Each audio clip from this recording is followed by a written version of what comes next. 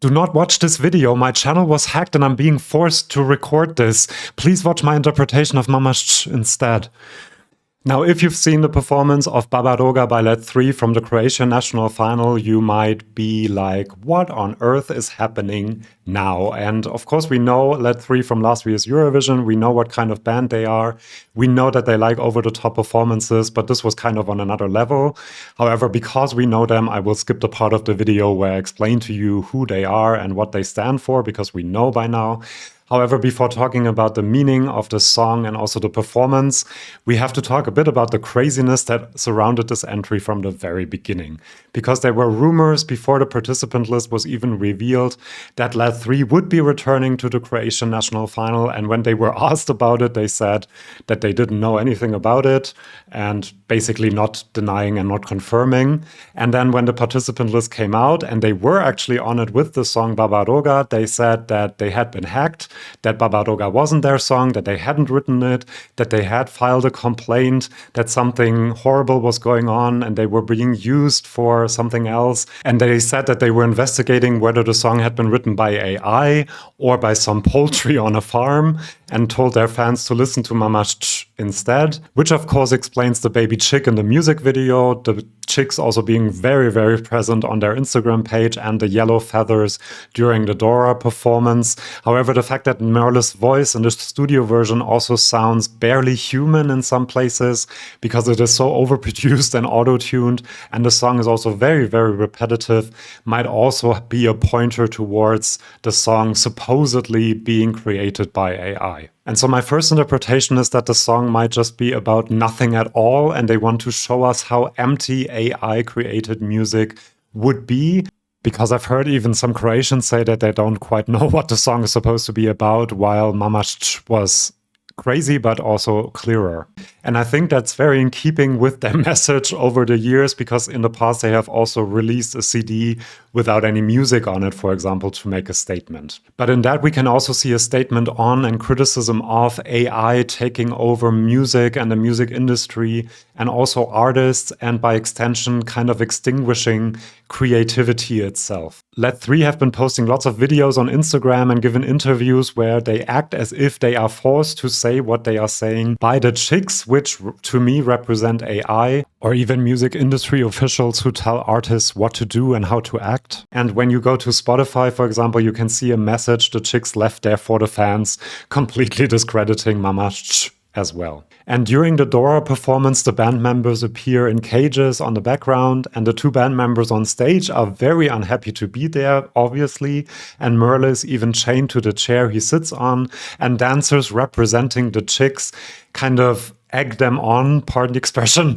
to do the song and perform the song. And so they are kind of forced to perform a song created by AI that is completely suppressing their own creativity. And this creativity, I think, is represented by the blue flame we can see in the background of the performance, and which also appears in the first part of the lyrics.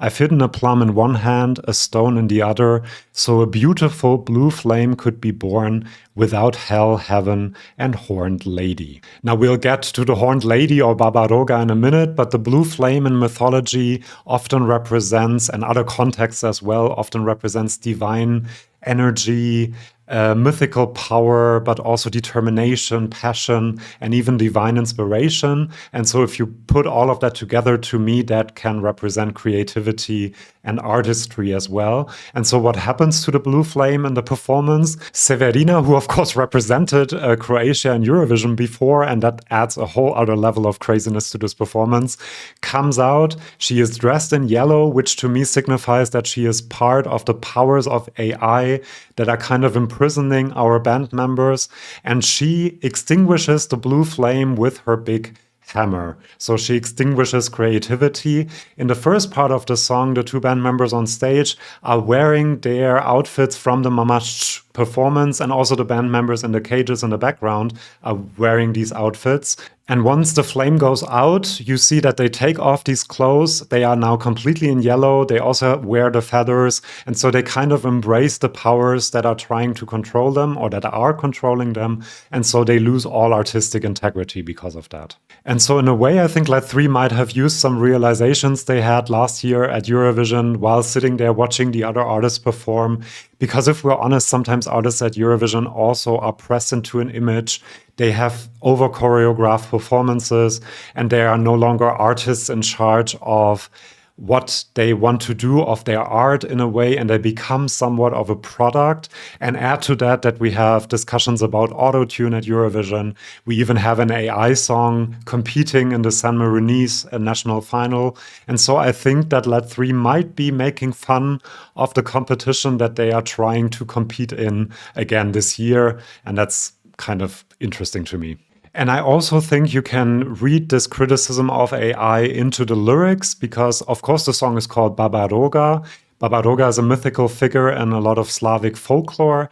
Baba means old woman or grandma in some cases, and Roga means horned, so a horned old lady. She's often depicted as a very ugly, old woman with horns, very scary, and she's actually used by parents to scare their children into kind of behaving the way they are supposed to, and also to discourage bad behavior. And Babaroga either devours the children or puts them into various other difficult situations.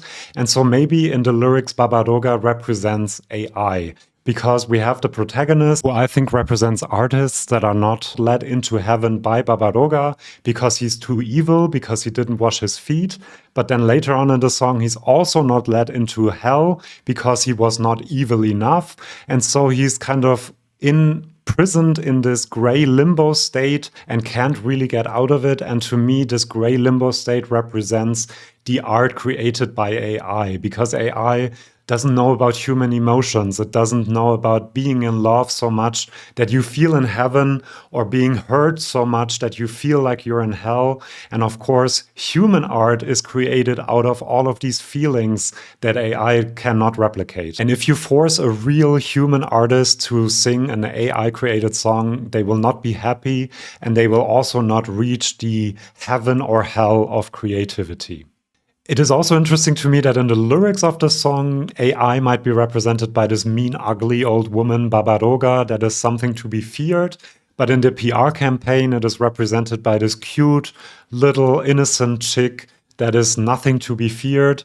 And that could also show the different ways people react to AI-created art, but also in the representation of the chick, that people don't see it as something to be feared because it just seeps in, you don't really notice it, and then once you do, maybe it's too late. However, I think there are different possible interpretations of this song. Some people have also suggested, because of all the Christian symbolism with heaven and hell, and also the washing of feet, which of course is a ritual very important in some Christian denominations, that this is also a song criticizing religion, because obviously he doesn't get into heaven just because he didn't follow this rule of washing his feet, which doesn't really make him a bad person or anything like that.